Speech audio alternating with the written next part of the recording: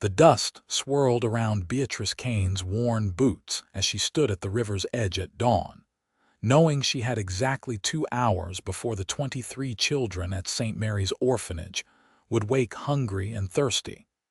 And she was the only person who could bring them what they needed to survive another scorching day in Manassas, Colorado.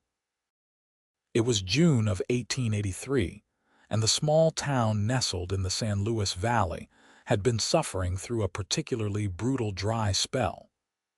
The orphanage sat on the eastern edge of town, a converted trading post that the previous owner had abandoned when his wife died of fever. Sister Margaret had taken it over 5 years ago with nothing but faith and determination, turning it into a refuge for children who had nowhere else to go. Most had lost their parents to disease, accidents in the mines, or the harsh realities of frontier life. Beatrice had arrived at the orphanage 3 years ago when she was 18, not as a child but as a worker. Her own parents had died in a fire that consumed their small homestead outside of town, leaving her with nothing but the clothes on her back and a fierce determination to survive.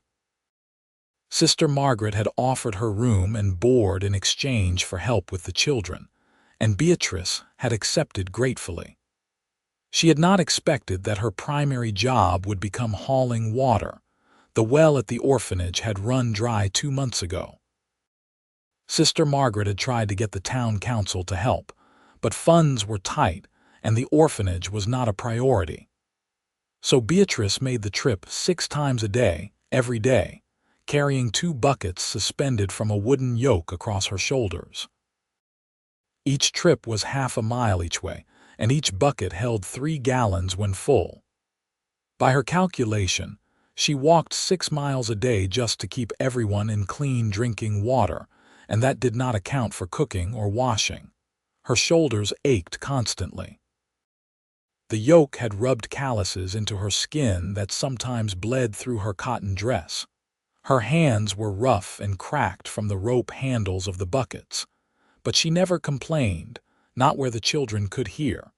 They needed her to be strong. Beatrice knelt by the river and began filling the first bucket. The water was cold and clear, flowing down from the mountains that loomed purple and magnificent in the distance. She allowed herself a moment to splash some on her face, feeling the coolness ease the perpetual tiredness that had settled into her bones. That is a lot of work for one person. She startled, nearly dropping the bucket. A man stood about 10 feet away, his horse grazing peacefully behind him. He was tall and lean, dressed in worn denim and a dusty brown hat that shaded his face. But even in the early morning light, she could see his eyes were kind. "I manage," Beatrice said, turning back to her work. She had learned to be wary of strangers, especially men who appeared out of nowhere. "I am sure you do," he said, not moving closer. "I have been watching you for the past week. Same time every morning, 6 trips a day. That is a lot of walking." Beatrice stood abruptly, water sloshing over the rim of the bucket. "You have been watching me," he held up his hands. "Not like that. I have been camping up the river while I work on the Henderson Ranch. I see you every time I come to water my horse. I did not mean to make you uncomfortable." She studied him more carefully. He looked to be in his mid-20s, with sun-weathered skin and calloused hands that spoke of hard work. There was something genuine in his expression that made her relax slightly. "The Henderson Ranch," she said. "That is 5 miles north of here. 6, actually. I am helping them drill a new well. Their old one is giving out." He stepped forward slowly, as if approaching a skittish animal. "Name is Quinn Ellsworth. Most people call me Quinn." "Beatrice Kane," she replied, then bent to fill the second bucket. "I would shake your hand, but as you can see, I am occupied." Quinn moved closer and crouched beside her.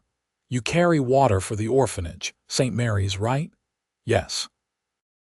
"We have 23 children, plus Sister Margaret and myself. The well went dry in April. And the town will not help," Beatrice laughed, but there was no humor in it. The town has other priorities. There is always something more important than orphans. Quinn was quiet for a moment, watching the water flow. I could help you carry these back. My horse is strong enough to bear the load. That is kind, but I do this every day. You cannot be here every morning. Maybe not, he said, but I could do something better. I could drill you a new well. Beatrice's hands stilled in the water. She looked at him sharply, searching his face for mockery or jest. We have no money to pay you. I did not ask for money. Why would you do that? Quinn stood and brushed off his knees. Because it is the right thing to do. Because those children need water, and you should not have to walk yourself into the ground to get it for them. Because I have the skills and the equipment, and what good are they if I do not use them to help people who need it? Beatrice felt something tight in her chest loosen just slightly. She had grown so accustomed to fighting for every small mercy, every tiny bit of help, that genuine kindness felt almost suspicious. I would need to speak with Sister Margaret. Of course. I finish up at the Henderson place in 2 days. I could come by after that, assess where the best place would be to drill. No obligation. If she says no, I will tip my hat and be on my way. She nodded slowly. All right. Quinn smiled, and it transformed his whole face. All right then. Can I at least help you carry these back this morning? Beatrice found herself smiling back. I suppose that would be acceptable. He rigged up a simple harness using rope from his saddlebag, securing both buckets to his horse's saddle. The animal plodded along patiently as they walked back toward the orphanage, and for the first time in months, Beatrice did not feel the weight crushing her shoulders. How long have you been drilling wells? She asked as they walked. About 6 years now. My father taught me before he died. We traveled all over Kansas and Nebraska, helping farmers and small towns. After he passed, I kept doing it. Seemed like a waste to let the knowledge die with him. That must be lonely work, traveling all the time. Quinn shrugged. I suppose it can be. But there is always somewhere that needs water, and I like feeling useful. What about you? How did you end up at St. Mary's? Beatrice told him about the fire, about losing everything, about Sister Margaret's kindness. As she spoke, she realized she had not talked to anyone about it in years. The children were too young to understand, and Sister Margaret had heard the story already. But Quinn listened like it mattered, like her words carried weight. The orphanage came into view, a long, low building with a sagging porch and windows that needed new glass. It was not much to look at, but Beatrice loved it fiercely. It was home, and more importantly, it was home to children who had nowhere else to go. Sister Margaret was already up, hanging laundry on the line that stretched between 2 cottonwood trees. She was a small woman in her 50s, with iron-gray hair tucked under a white cap and eyes that missed nothing. She watched Quinn approach with wary curiosity. Sister Margaret, Beatrice called out. This is Quinn Ellsworth. He would like to speak with you about drilling us a new well. The nun's eyebrows rose. She walked over slowly, wiping her hands on her apron. Is that so? Quinn removed his hat respectfully. Yes, madam. I am a well driller by trade. I have been working up at the Henderson ranch and could not help but notice Miss Kane hauling water every day. Seems to me you folks could use a proper well. We certainly could, Sister Margaret said carefully, but I am afraid our funds are quite limited. We can barely afford food for the children. I am not asking for payment, madam. Consider it a donation to a good cause. Sister Margaret's eyes narrowed slightly. Young man, I have lived long enough to know that nothing comes free. What is it you want? Quinn met her gaze steadily. To help, that is all. I know it is hard to trust, but I give you my word. I drill you a well. I ask for nothing in return except maybe a hot meal while I work. The nun studied him for a long moment. Beatrice held her breath, surprised by how much she wanted Sister Margaret to say yes. It was not just about the water, though that would be life-changing. There was something about Quinn that made her want to know him better, to understand what kind of man would offer such generosity to strangers. "All right," Sister Margaret finally said. "You may drill your well, but you will take payment. I will not have charity that makes us beholden. We can offer you meals and a place to sleep in the barn while you work." "Fair," Quinn's smile returned. "More than fair, madam, thank you. Do not thank me yet. Wait until you taste my cooking," she said, but there was warmth in her voice. "Beatrice, help me get breakfast started. The children will be up soon." As Quinn led his horse toward the barn, Beatrice found herself watching him go.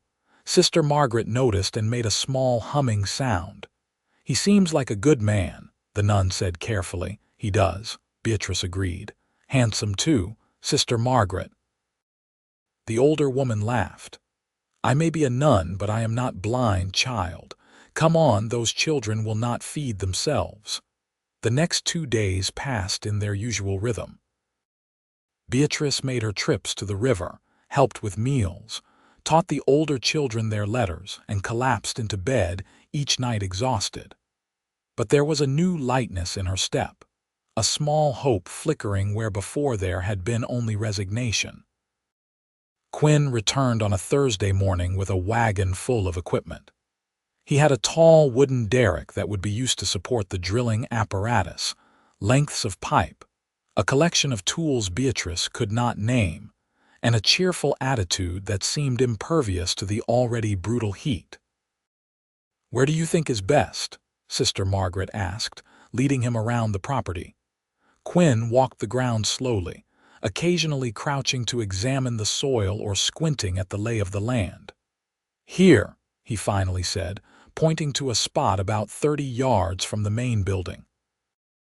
"The ground is lower, more likely to have water close to the surface, and it is near enough to the house that you will not have far to carry water, but far enough that if there are any problems during drilling, the building will not be affected. How long will it take? Hard to say for certain. If we are lucky and hit water quick, maybe a week. If the ground is stubborn, could be 2 or 3. But I will not stop until we find water. That is a promise." He set to work immediately, and Beatrice was amazed by how quickly he moved. By midday, he had the derrick assembled and secured. By evening, he had begun the actual drilling, using a heavy iron bit attached to rope that he raised and dropped repeatedly, slowly chewing through the earth. The children were fascinated. They gathered at a safe distance, watching with wide eyes as Quinn worked. He was patient with their questions, explaining what he was doing and why. 8-year-old Tommy, who had not spoken a word in the 6 months since his father died in a mining accident, stood at the front of the group, his gaze locked on Quinn with intense focus. "Is it hard work?" Little Sarah asked. She was 5 and missing her front teeth. "Very hard," Quinn admitted, wiping sweat from his brow, "but worth it when you hit water." "Are you going to stay?" another child asked. "Until the well is done, yes. Will you leave after?" Quinn's eyes found Beatrice's across the yard. "I have not decided yet." That evening, they all ate together in the orphanage dining hall, a cramped room with 2 long tables and benches worn smooth by years of use. Sister Margaret had made a simple stew with vegetables from the garden, and there was fresh bread that Beatrice had baked that morning. Quinn fit in easily with the chaotic energy of 23 children all talking at once. He told stories about his travels, about strange rock formations he had seen and peculiar people he had met. The children hung on his every word, and even Sister Margaret smiled at his more colorful descriptions. After dinner, Beatrice walked Quinn out to the barn where he had set up his bedroll. "Thank you for being kind to them," she said. "They do not get many visitors and even fewer who treat them like they matter." "They do matter," Quinn said. "Every one of them. Not everyone sees it that way. People in town look at them like they are burdens, like they chose to be orphans. Quinn's expression darkened. Those people are fools. These children did not ask for the hand they were dealt. They deserve every chance at a good life. Beatrice felt that tightness in her chest again, but this time it was not pain. It was something warmer, something that scared her a little. You are not like most men I have met. I could say the same about you and most women. How many people would do what you do? Walk miles every day, work until they drop, all for children that are not even theirs. They are mine, Beatrice said fiercely. Maybe not by blood, but they are mine. I would do anything for them. I know, I can see it. He was standing close now, close enough that she could see the flecks of gold in his brown eyes. That is what makes you extraordinary. She did not know what to say to that. No one had ever called her extraordinary before. Practical, maybe. Strong, occasionally. But extraordinary, I should go in, she said quietly. Early morning tomorrow. Right, of course. Good night, Beatrice. Good night, Quinn.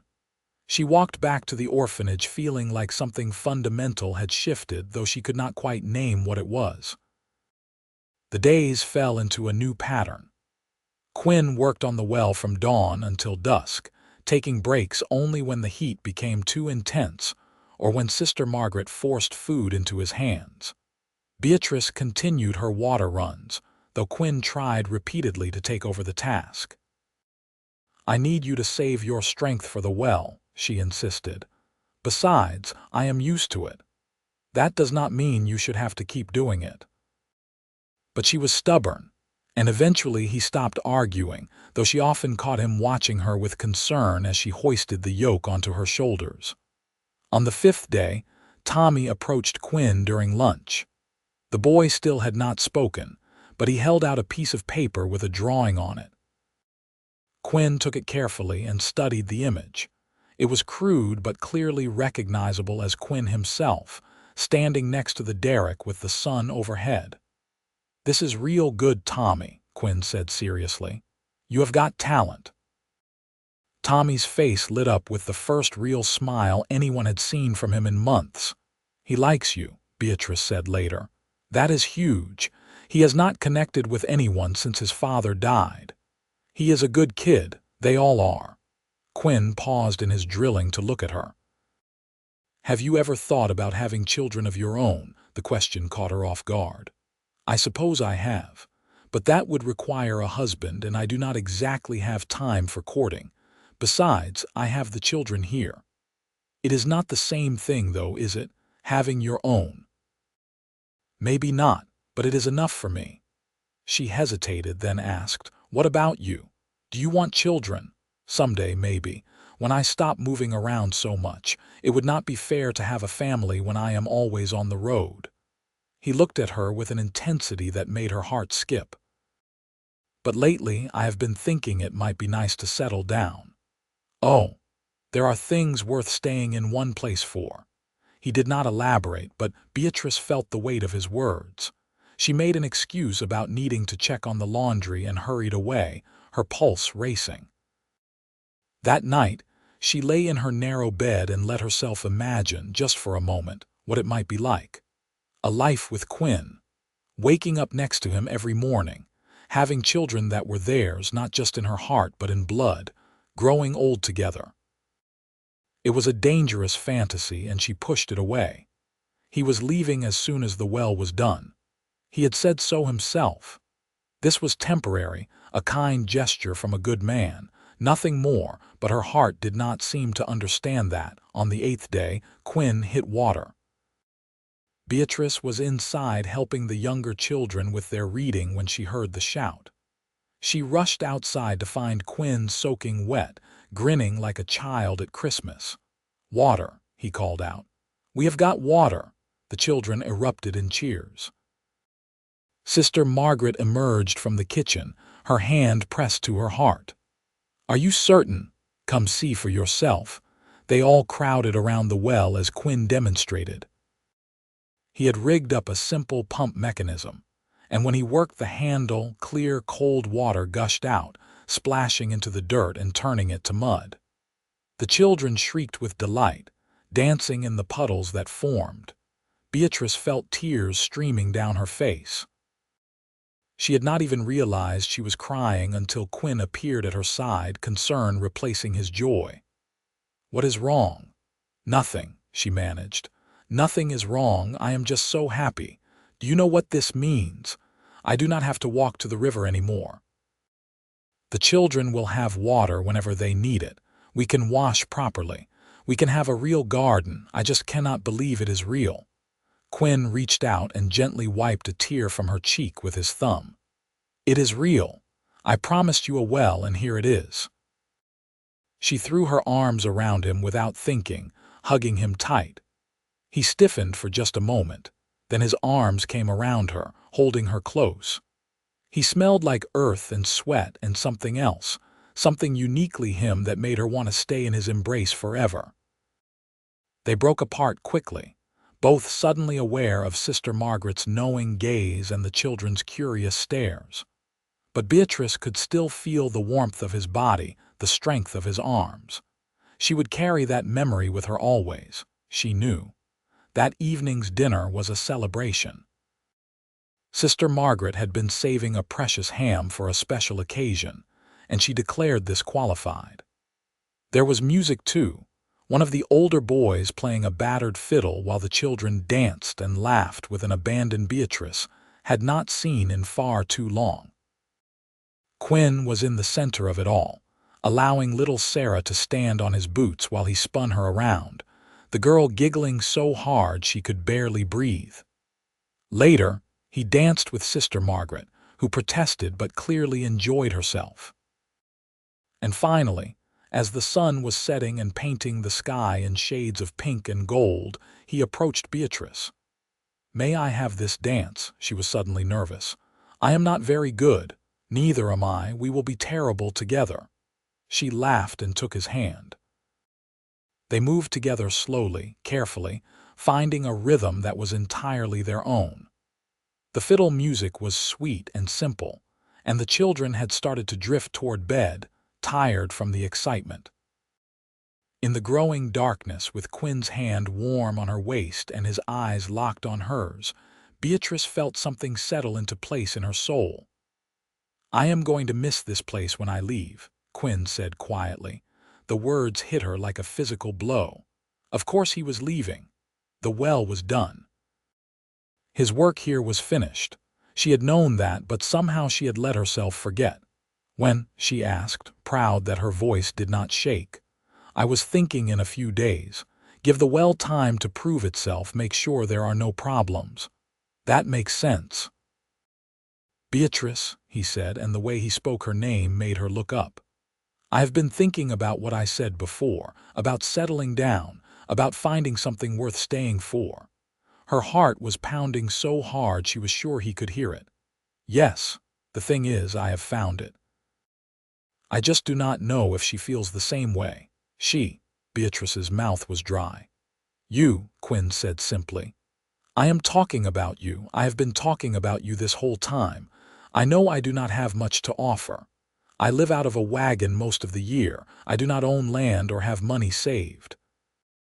But I am good at what I do, and I work hard, and I would spend every day for the rest of my life trying to make you happy if you would give me the chance." Beatrice could not breathe. This could not be happening. Men like Quinn did not fall for women like her, ordinary and worn down by hard work. But he was looking at her like she was something precious, like she was the water he had spent days digging for, essential and life-giving. "You want to stay here," she whispered. "In Manasseh. I want to stay wherever you are. If that is Manasseh, then yes. If you wanted to go somewhere else, I would follow. I know this is sudden. I know I should probably court you proper for months before saying anything. But life is too short and too hard to waste time pretending I do not feel what I feel." "And what do you feel?" "Like I've been wandering my whole life looking for home, and I finally found it. With you." The tears were back, but this time they were different. These were tears of joy, of relief, of hope she had been too afraid to let herself feel. "I feel the same way," she admitted. I've been trying not to because I thought you would leave. I thought I was just being foolish." Quinn's smile could have lit up the entire valley. "You are not foolish. You are perfect." He leaned down slowly, giving her time to pull away if she wanted. She did not want. Their lips met softly, tentatively at first, then with growing confidence. Beatrice had been kissed before, fumbling encounters with boys back before her parents died. But this was different. This was a kiss that felt like a promise, like a beginning. When they finally broke apart, Sister Margaret was watching from the porch with tears in her own eyes. "It is about time," the nun called out. "I was starting to think I would have to knock your heads together." They both laughed, giddy and breathless. "I should warn you," Beatrice said. "If you stay with me, you stay with all of this. The orphanage, the children, all of it. They are my life. I know. I would not want it any other way. But Beatrice, I want to do more than just stay. I want to marry you. I want to build a life together. I want to wake up next to you every morning and fall asleep next to you every night. I want to help you take care of these children and maybe have a few of our own someday if you want that. Are you proposing?" "Not yet. Not officially. I need to do it right. But I am asking if you would say yes when I do." Beatrice pretended to think about it, just to see the flash of panic in his eyes. Then she grinned. "I would say yes." He picked her up and spun her around, both of them laughing like children. When he set her down, they were both dizzy, clinging to each other for balance. The next few days were a blur of happiness Beatrice had not known existed. Quinn did propose properly, getting down on one knee in front of Sister Margaret and all the children, presenting Beatrice with a simple gold band that had belonged to his mother. She said yes, of course, and the children erupted in cheers so loud that people in town probably heard. But reality soon intruded on their joy. They wanted to marry, but where? Manasseh had a church, but the priest had made it clear he did not consider the orphanage worthy of his attention. He had refused Sister Margaret's requests for help multiple times, citing more important parish concerns. "We could travel to one of the larger towns," Sister Margaret suggested. "Denver, perhaps, or Colorado Springs. That would take days," Beatrice said. "And we cannot leave the children for that long." Quinn had been quiet, thinking, what if we built our own chapel? Everyone turned to stare at him. "What do you mean?" Sister Margaret asked. "Just that. We build a chapel here at the orphanage, nothing fancy but a real place to worship. Then we could find a traveling minister to marry us, and after that, the children would have a proper place for Sunday services.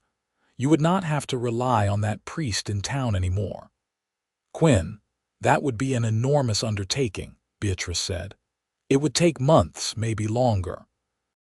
And the cost of materials. I have some money saved, not a lot but enough for basic supplies, and I can do most of the work myself. Some of the men in town might be willing to help too if we ask." Sister Margaret's eyes were shining. "A chapel of our own, I never dared dream of such a thing." "We would need land," Beatrice pointed out. "The orphanage does not have much property beyond what the building sits on."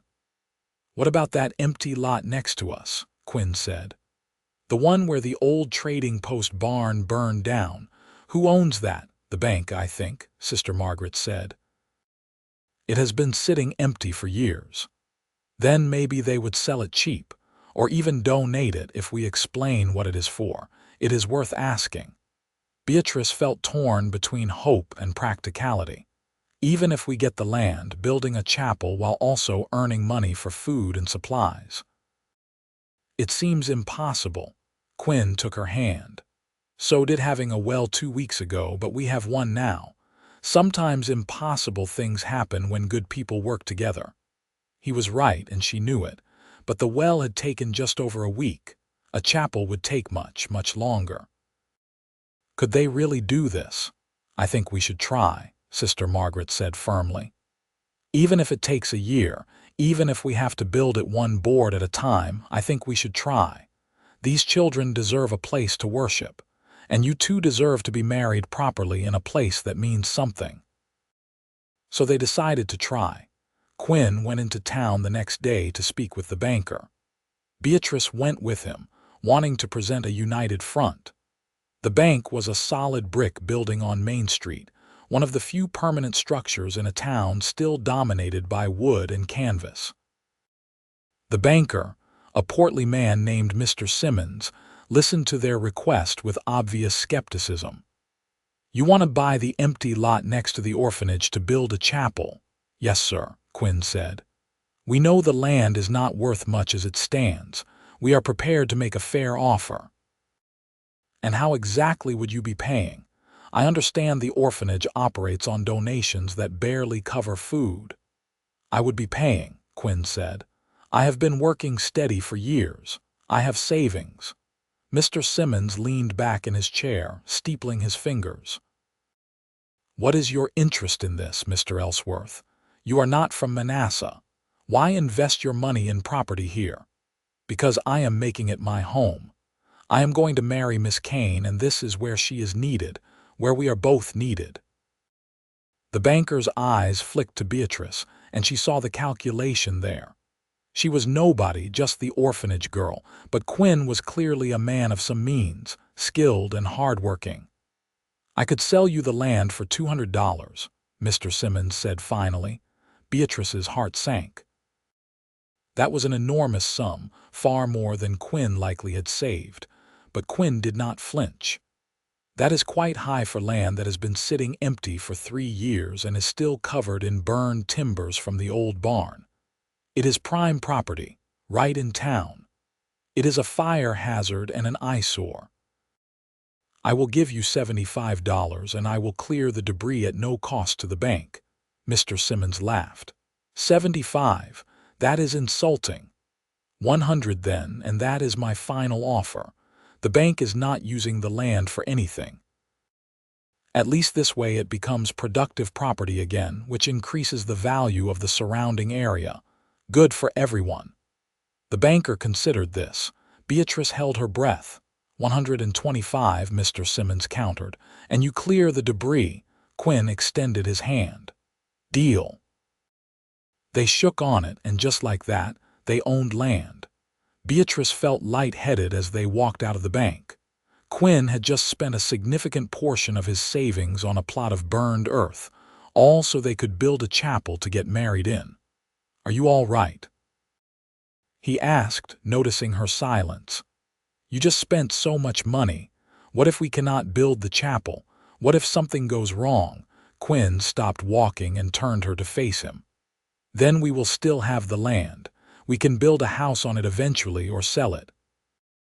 "But nothing is going to go wrong, Beatrice. We are going to build that chapel and we are going to get married in it, and it is going to be wonderful. You have to trust me." "I do trust you. I am just not used to things working out." "Then it is time you got used to it. Because I plan on making sure things work out for you from now on." They sealed the deal with Mr. Simmons the next day, signing papers and exchanging money. Then Quinn began the hard work of clearing the lot. The burned timbers were heavy and awkward, many of them still partially embedded in the ground. But he worked methodically, and after a few days, some of the men from town started showing up to help. First came Mr. Henderson, the rancher whose well Quinn had drilled.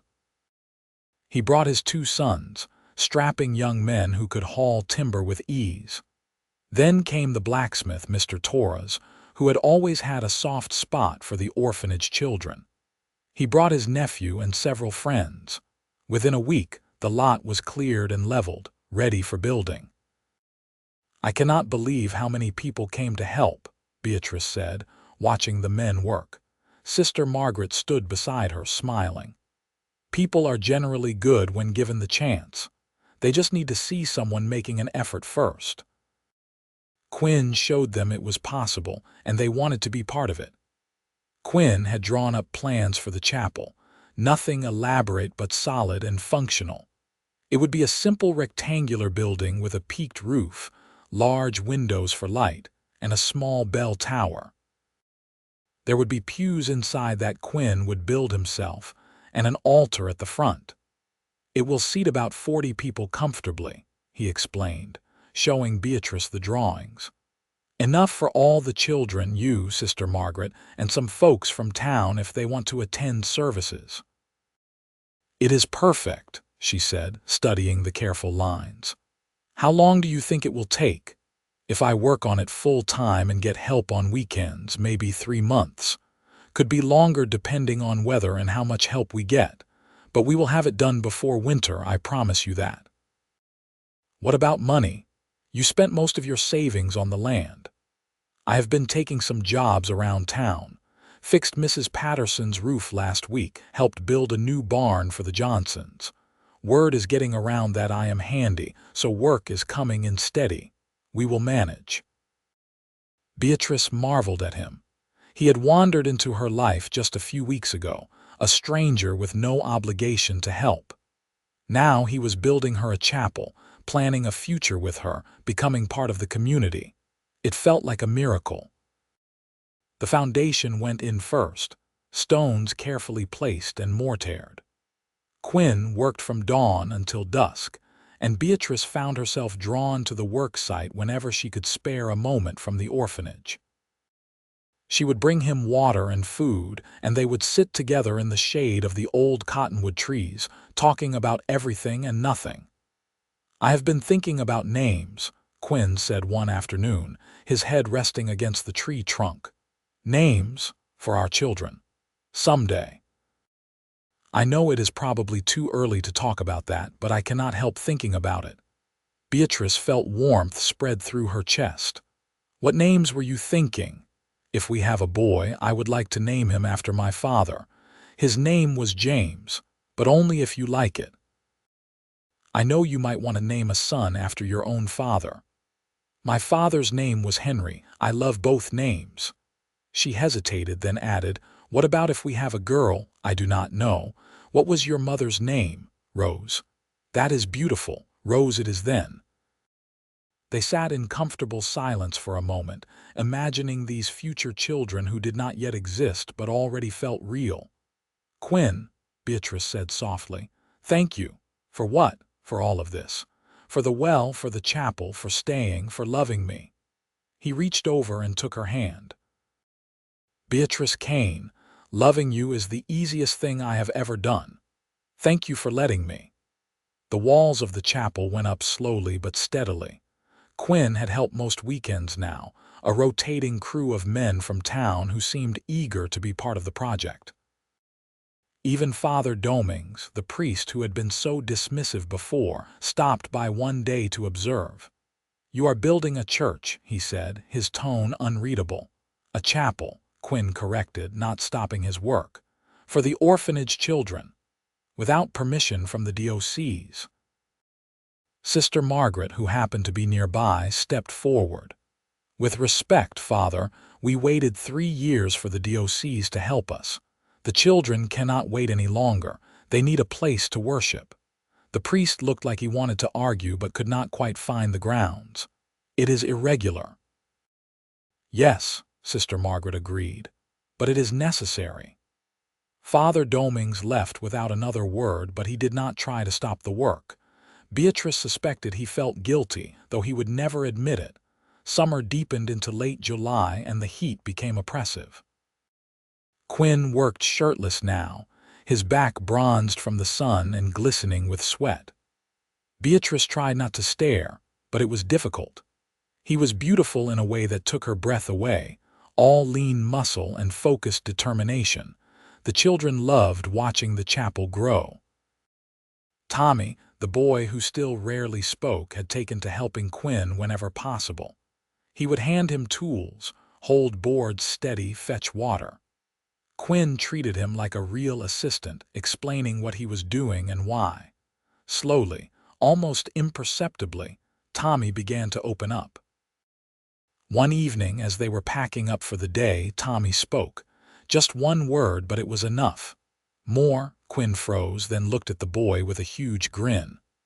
More work tomorrow, yes. You are a good helper, Tommy. Could not do it without you. Tommy smiled, and Beatrice had to turn away to hide her tears. Watching Quinn with the children, seeing how naturally he fit into their lives, made her love him even more. By August, the chapel had walls and a roof. Quinn was working on the windows, carefully fitting glass panes that he had ordered special from Denver. It was slow, delicate work, and he was determined to get it right. "It has to be perfect," he told Beatrice. "When we get married, I want the light coming through these windows to make everything glow. I want it to be the most beautiful day of your life. It will be beautiful no matter what, as long as I am marrying you." He kissed her then, sweet and tender, and she felt the future stretching out before them, bright and full of promise. The pews were next. Quinn built them by hand, sanding each board until it was smooth as silk. He carved simple designs into the ends, nothing fancy but elegant in their simplicity. The children watched in fascination as he worked, and he let the older ones help with the sanding. "Can I come to your wedding?" Sarah asked one day, her small face serious. "Of course," Beatrice said. "All of you are invited. You are my family. Are you going to have a fancy dress?" Beatrice laughed. "I do not know about fancy, but I will have a new dress, yes." Sister Margaret had been secretly working on the dress for weeks, using fabric she had saved for years. It was simple white cotton, but she had added delicate embroidery at the collar and cuffs. When she showed it to Beatrice, the younger woman burst into tears. "It is too much," Beatrice protested. "Nonsense. Every bride deserves a proper dress. Besides, I enjoyed making it, gave my old hands something useful to do." As September approached, the chapel neared completion. Quinn had installed the altar, built from dark walnut that Mr. Torres had donated. He had made a cross to hang behind it, simple but beautifully proportioned. The bell for the tower arrived, a gift from the Henderson family, and Quinn spent 2 days rigging it up properly. When he rang it for the first time, the clear tone echoed across the valley. People came out of their houses and shops to listen, and Beatrice saw more than one person smile. It was a good sound, a sound of hope. "We need a minister," Quinn said one evening. They were sitting on the steps of the finished chapel, watching the sun set. "I have been asking around, but Father Domings is the only clergy in town, and I do not think he would agree." "There is a circuit preacher who comes through the area," Sister Margaret said. She had joined them, bringing fresh bread and butter. "Reverend Michaels. He travels between the small towns and mining camps. I sent him a letter last week asking if he would perform the ceremony." "And?" Beatrice asked anxiously. "He wrote back today. He will be here the last Saturday in September. He said he would be honored to marry you in the new chapel." Beatrice threw her arms around the nun. "Thank you, sister, for everything. You deserve happiness, child. Both of you do." The final weeks passed in a flurry of preparation. The children helped clean the chapel until every surface gleamed. The women in town, hearing about the wedding, came together to prepare food for the celebration. Beatrice was overwhelmed by the support, by how the community had embraced both her and Quinn. "I never expected this," she told Quinn. "I thought people did not care about us. They always cared. They just needed someone to show them how to help. You and Sister Margaret have been doing that for years with the children. This is them returning the favor." The night before the wedding, Beatrice could not sleep. She lay in her bed, staring at the ceiling, trying to comprehend that tomorrow she would become Quinn's wife. It still felt unreal, like something that happened to other people, not to orphanage girls with calloused hands and practical dreams. There was a soft knock on her door. Sister Margaret entered, carrying a candle. "Could not sleep either?" the nun asked. Beatrice sat up. "I keep thinking I am going to wake up and this will all be a dream." Sister Margaret sat on the edge of the bed. "It is not a dream, child. It is real, and it is what you deserve." Quinn is a good man and he loves you truly. I can see it in everything he does. I know. I just cannot believe I am this lucky. It is not luck, it is grace. God has been watching over you, even in the hard times. He brought you here to the orphanage and he brought Quinn to you. Do not question it, just accept it with gratitude. I am grateful, more than I can say. The nun kissed her forehead. Get some sleep. Tomorrow is going to be a wonderful day. The morning of the wedding dawned clear and beautiful. Beatrice bathed and dressed with shaking hands. Sister Margaret helped her with her hair, pinning it up with small white flowers that some of the children had picked. You look beautiful, the nun said, her eyes moist. Beatrice studied herself in the small mirror. The white dress made her look younger, softer. Her face was flushed with excitement, her eyes bright. She barely recognized herself. The children were already at the chapel, dressed in their Sunday best. They had formed two lines leading to the door, ready to throw wildflower petals as Beatrice entered. When she arrived, they broke into cheers and applause. Inside, the chapel was packed. It seemed like half the town had turned out, people standing along the walls when the pews filled up. Beatrice saw Mr. Henderson and his family, Mr. Torres and the other men who had helped build Mrs. Patterson and the women who had cooked. Even Mr. Simmons from the bank was there, looking uncomfortable but present. And at the front, standing by the altar with Reverend Michaels, was Quinn. He wore a new suit, probably purchased just for this occasion. His hair was neatly combed and he had shaved. But what made Beatrice's breath catch was the expression on his face. He looked at her like she was the sun and the moon and every star in the sky, like she was everything he had ever wanted and more. Sister Margaret walked her down the short aisle. There was no one else to give her away, and the nun had insisted on the honor. Beatrice's eyes never left Quinn's as she walked, her heart pounding so hard she thought everyone must hear it. When she reached the altar, Sister Margaret placed her hand in Quinn's, then stepped back. His hand was warm and strong, his grip steady. Reverend Michaels began the ceremony. Beatrice barely heard the words. She was too focused on Quinn, on the way he was looking at her, on the solid reality of his presence beside her. Do you, Quinn Ellsworth, take this woman to be your lawfully wedded wife, to have and to hold from this day forward, for better or worse, for richer or poorer, in sickness and in health, until death do you part? I do, Quinn said, his voice clear and sure. And do you, Beatrice Kane, take this man to be your lawfully wedded husband, to have and to hold from this day forward, for better or worse, for richer or poorer, in sickness and in health, until death do you part? I do, Beatrice whispered, then louder. I do. By the power vested in me, I now pronounce you husband and wife. You may kiss your bride. Quinn cupped her face in his hands and kissed her, soft and sweet and full of promise. The chapel erupted in applause and cheers. The children were the loudest, whooping and hollering with unbridled joy. When they finally broke apart, both of them laughing and crying at the same time, Beatrice looked around at the chapel Quinn had built with his own hands. Light streamed through the windows just as he had promised, making everything glow with golden warmth. It was perfect, more perfect than she could have imagined. The celebration afterward was joyous. Tables had been set up outside, laden with food that people had brought. There was music and dancing and children running everywhere in wild abandon.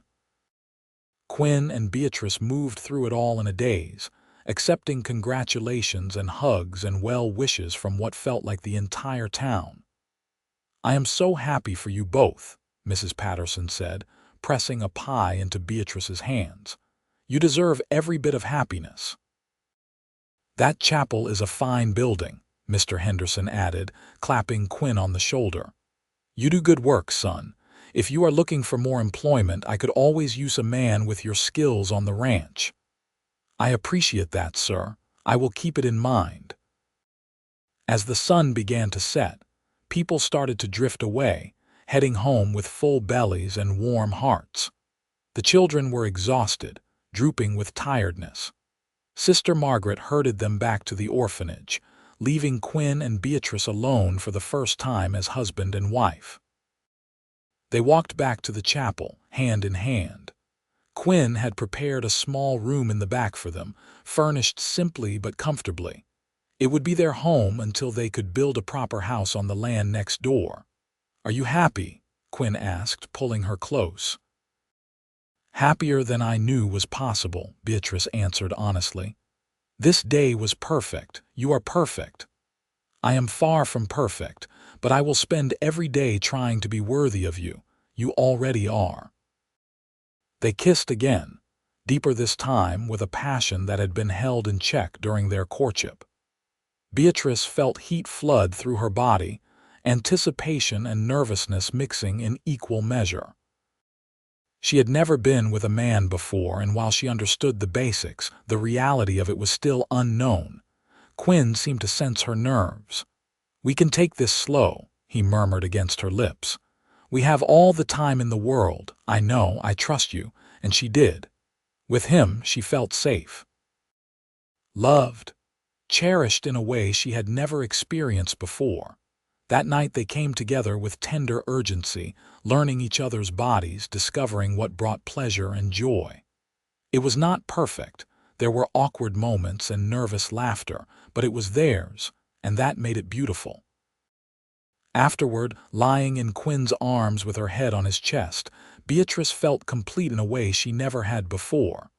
This was where she belonged, where she had always been meant to be. "I love you," she whispered into the darkness. "I love you too," Quinn replied, his hand stroking her hair. More than words can say. Life settled into a new rhythm.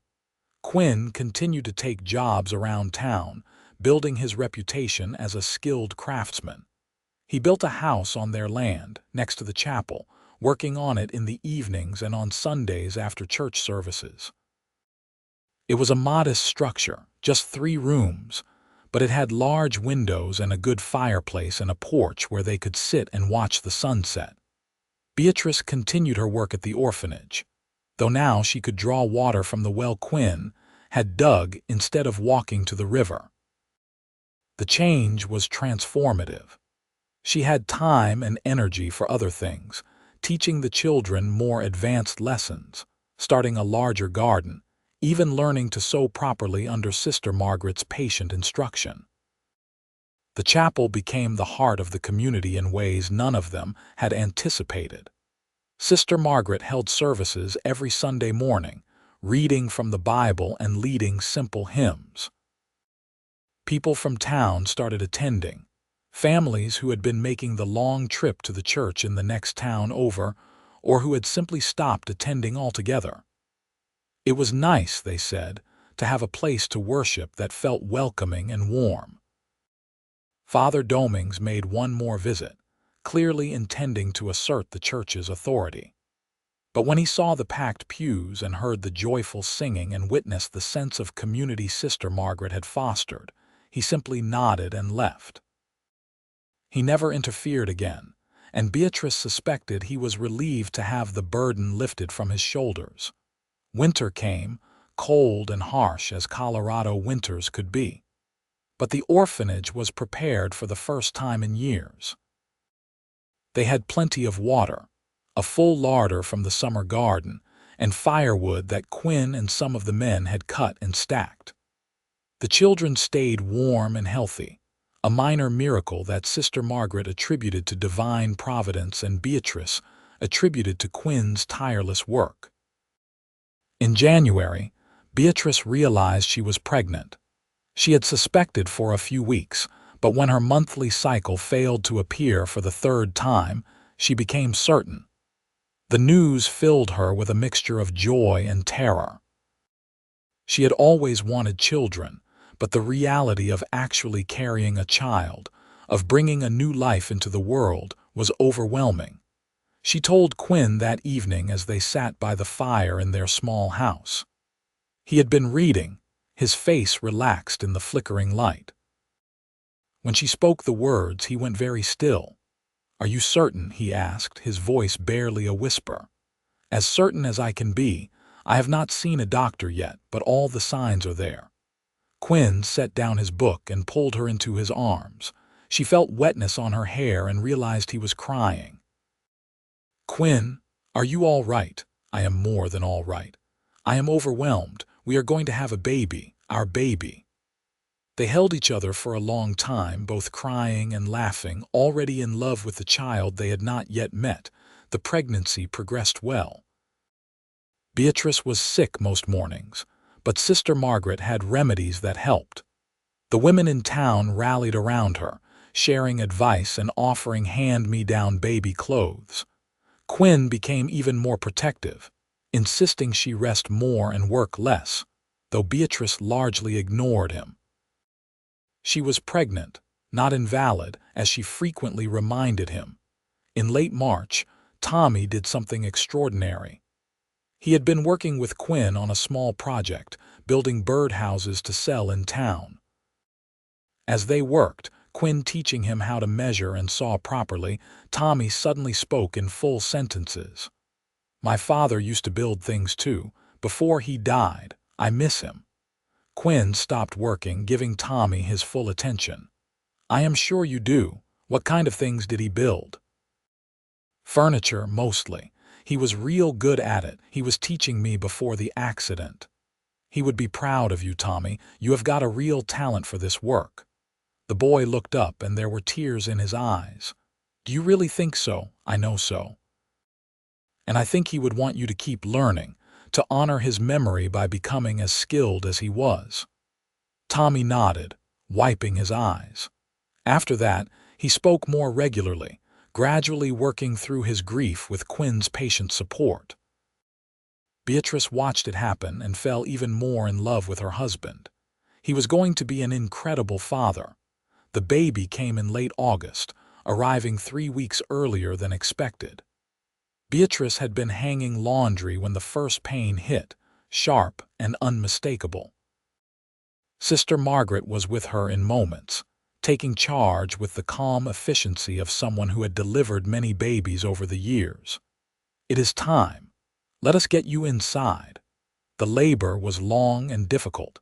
Beatrice had never experienced pain like this, waves of agony that seemed to go on forever.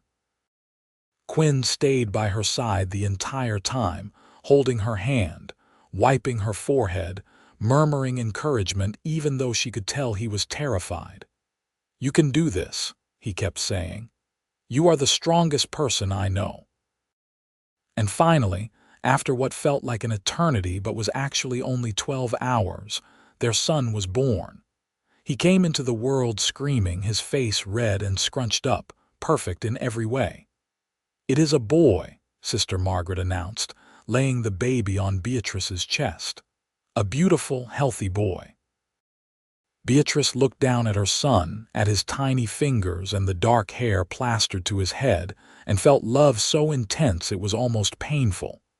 This was her child, hers and Quinn's, a person they had made together. Quinn was crying openly now, his hand gently touching the baby's head. "He is perfect." "You are perfect. I cannot believe he is ours." "What should we name him?" Beatrice asked, though she already knew. "James," Quinn said, "after my father, if that is still all right with you." "It is perfect. James Ellsworth. Welcome to the world, little one." The children at the orphanage were ecstatic about the baby. They took turns visiting, cooing over James and offering to help in any way they could.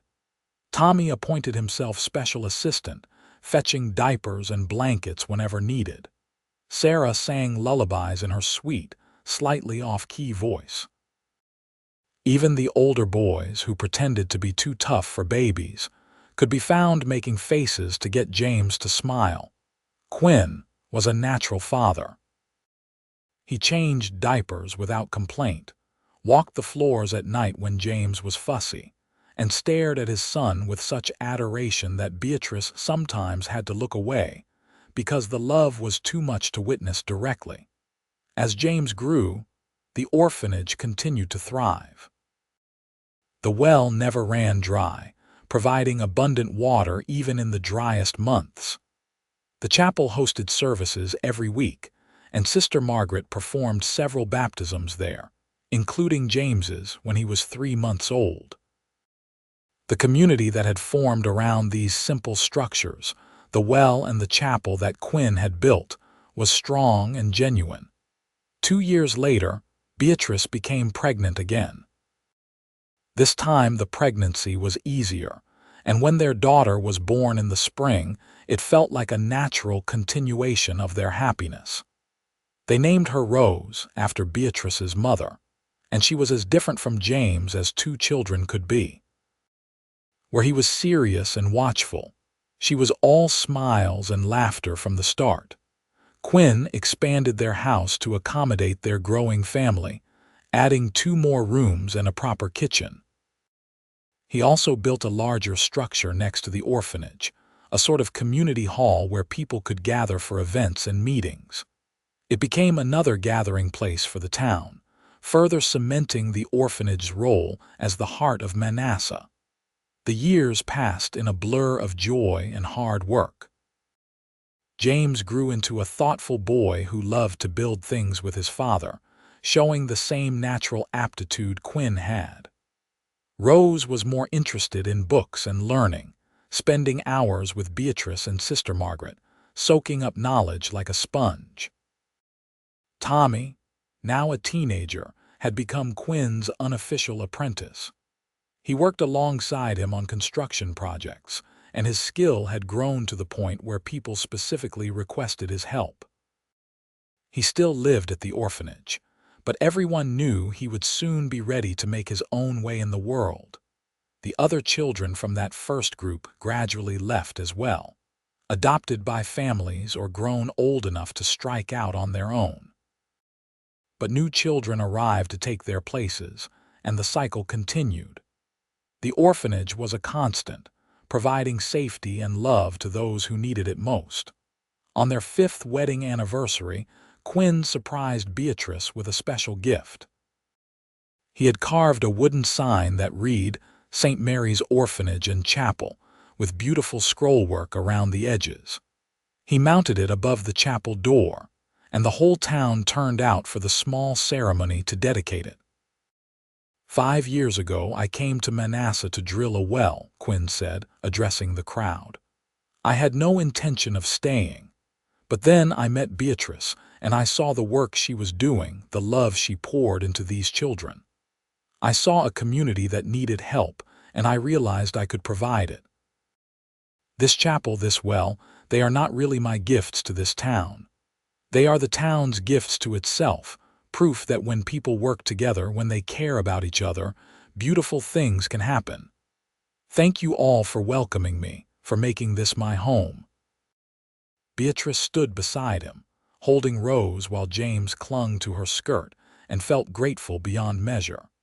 Her life had turned out so differently than she had expected. She had thought she would spend her years hauling water and scraping by, finding joy where she could but never really thriving. Instead, she had love, family, purpose, and a community that valued what she brought to it.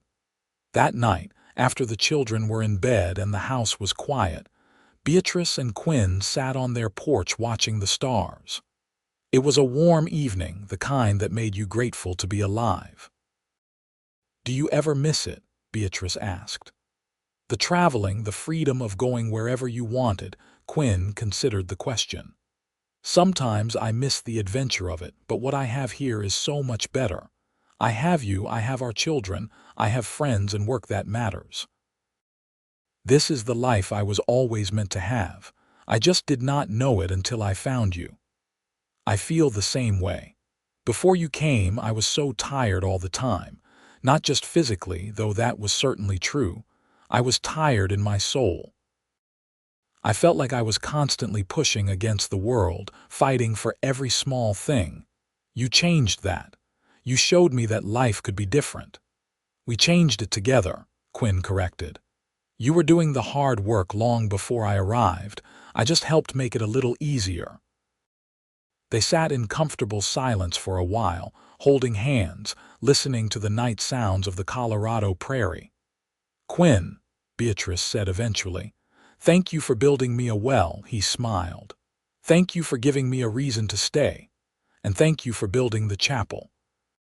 For giving us a place to get married, for giving the children a place to worship.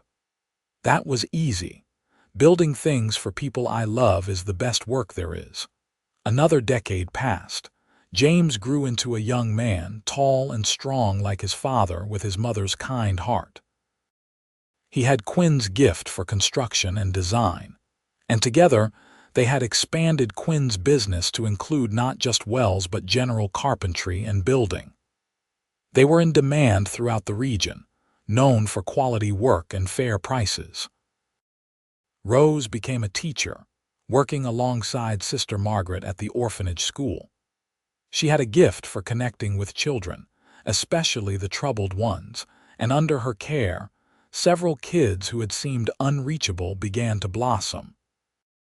Beatrice and Quinn had one more child, a surprise baby when Beatrice was nearly 40.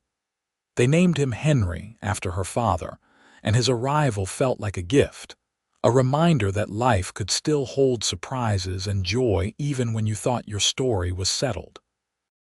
Sister Margaret passed away peacefully in her sleep when she was 72. The whole town mourned her, and her funeral was held in the chapel she had helped build. Beatrice delivered the eulogy, struggling through tears to express what the nun had meant to her. "She took me in when I had nothing," Beatrice said. "She gave me purpose and a family. She taught me that love is not about blood, it is about choice, about choosing every day to care for those who need it.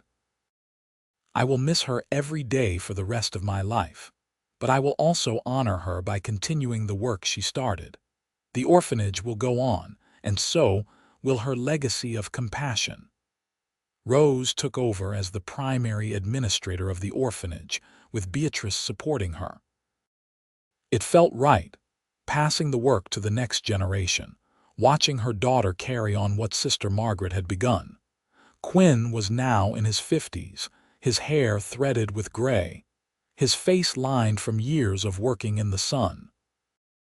But he was still strong, still capable, still the man Beatrice had fallen in love with all those years ago.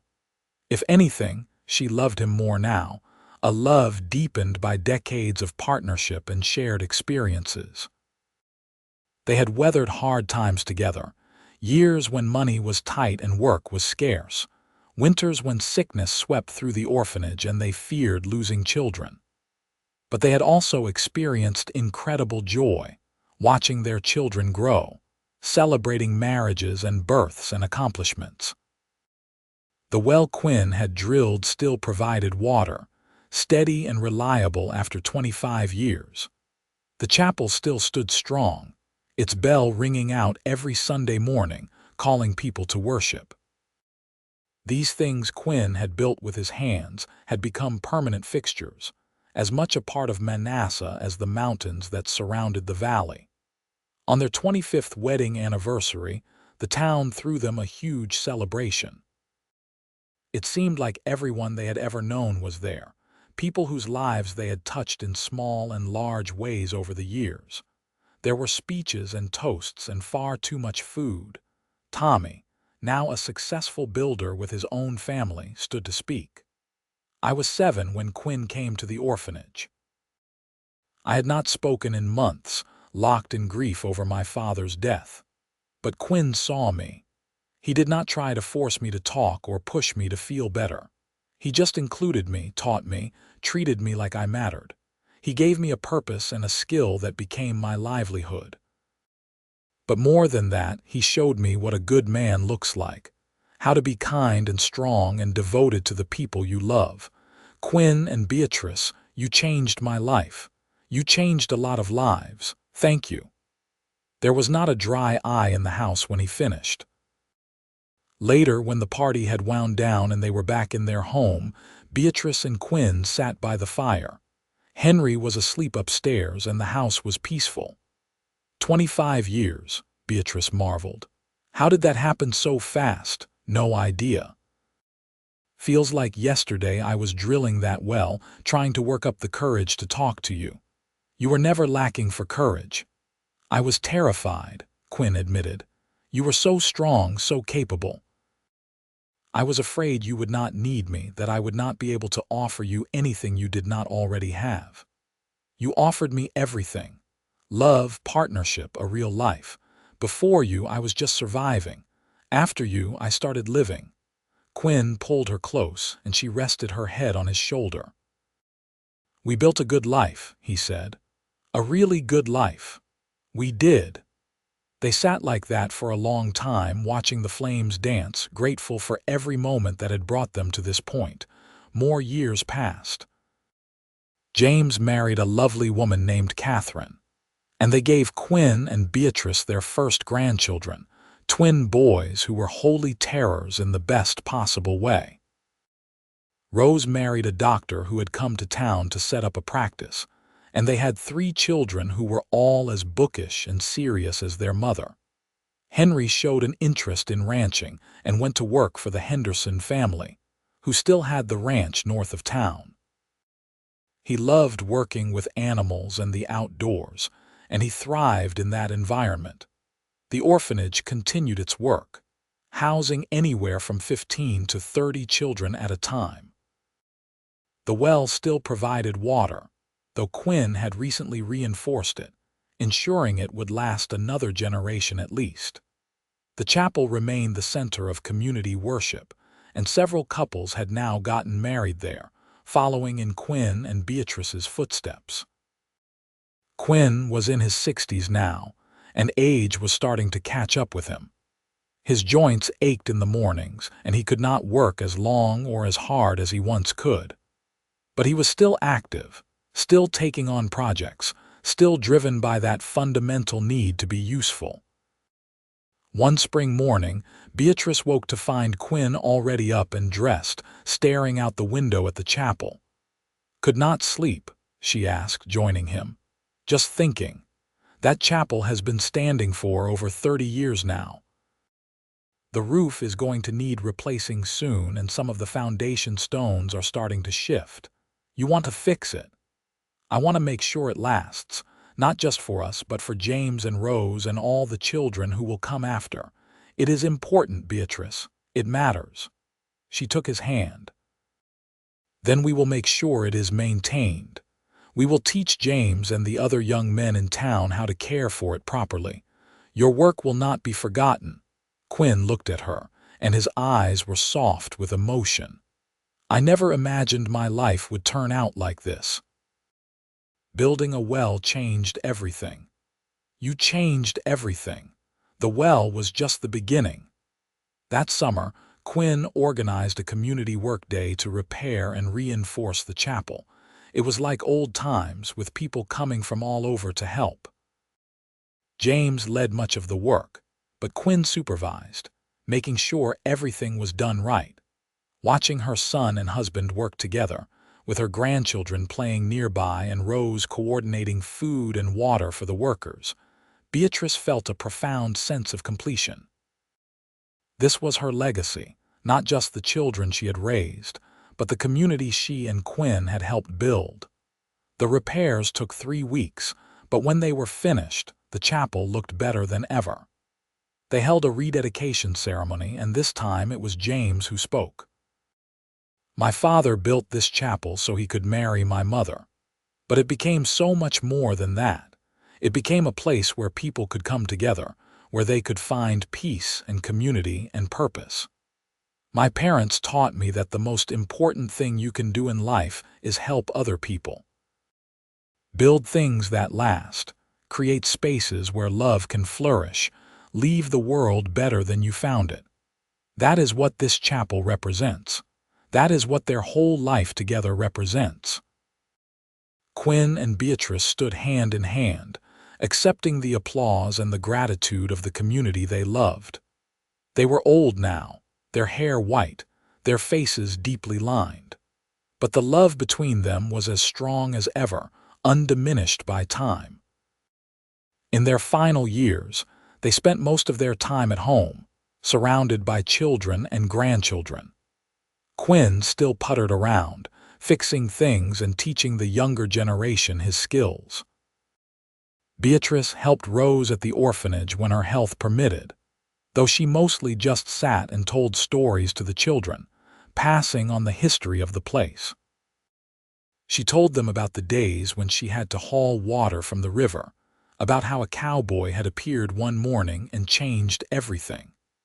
She told them about building the chapel, about their wedding, about all the ways love could transform lives. The children listened with rapt attention, and Beatrice knew that the story would continue even after she was gone. The well and the chapel would stand as permanent reminders of what was possible when people chose to help each other, when they built things that mattered. Quinn passed away first, dying peacefully in his sleep on a cool autumn night. He was 71 years old and had lived a life full of love and purpose. Beatrice grieved him deeply, but not desperately. She had known incredible blessing in their years together, and she would not taint that by wishing for something that could not be.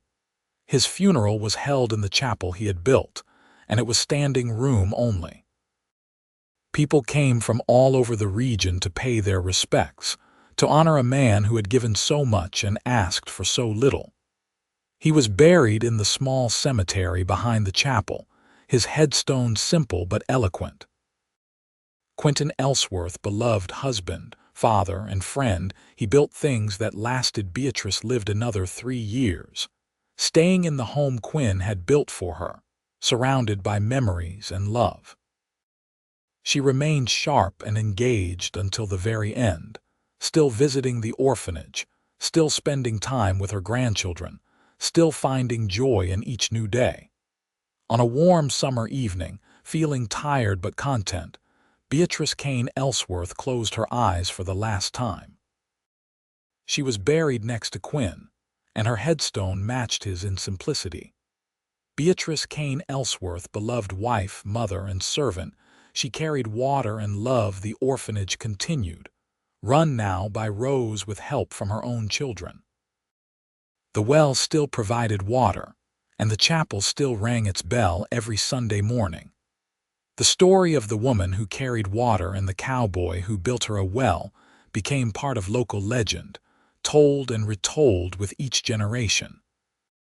James and his brothers maintained both structures carefully, honoring their parents' legacy by ensuring these gifts would last. And as the years passed, and Manasseh grew from a small frontier town into a thriving community, people would sometimes stop at the chapel and think about the love that had built it, the devotion that had sustained it, and the way 2 ordinary people had created something extraordinary. The well and the chapel stood as testaments to a simple truth that Quinn and Beatrice had lived every day of their lives together. That love expressed through action, through service, through building things that help others, is the most powerful force in the world. And that kind of love never dies. It just transforms, becoming part of the foundation upon which future generations build their own stories of hope and devotion, and enduring faith in the goodness of people.